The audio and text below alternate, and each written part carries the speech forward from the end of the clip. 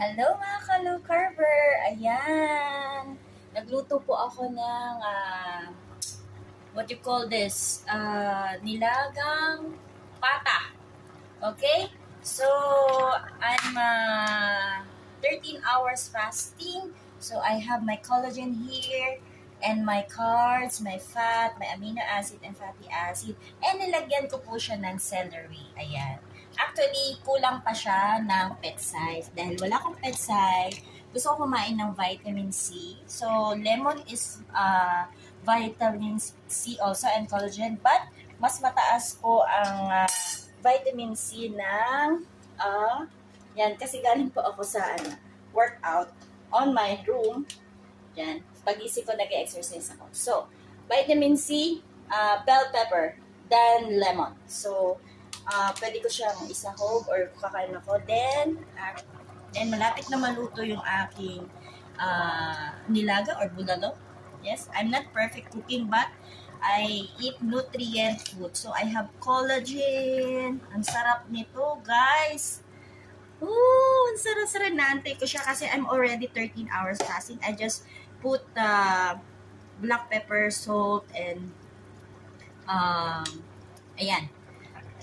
Para nutrient talaga yung makakain ko kasi I'm liberal low carb. So, my body, that's one, ina-arrange ko pa yung visceral fats ko from here and do simple exercise. So,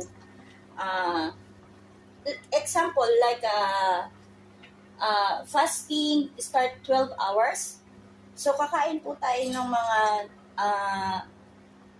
direct detoxing, no? Like, yan, may luya po yan. Ininom ko po yung soup and luya and celery, yan. So it's still fasting kasi wala naman siyang sugar. It's a zero carbs.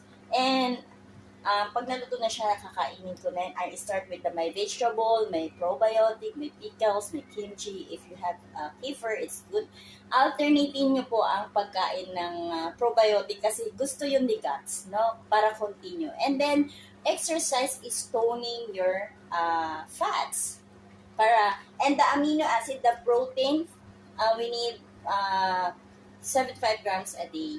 So, hanggang mabusog ka dahil it is our deposit in our body for decades. When we are 60, 70, 80, our muscle are very firm. Hindi to po tayo babagsak. So, let's eat and listen to your body and stay low carb. Kain po tayo.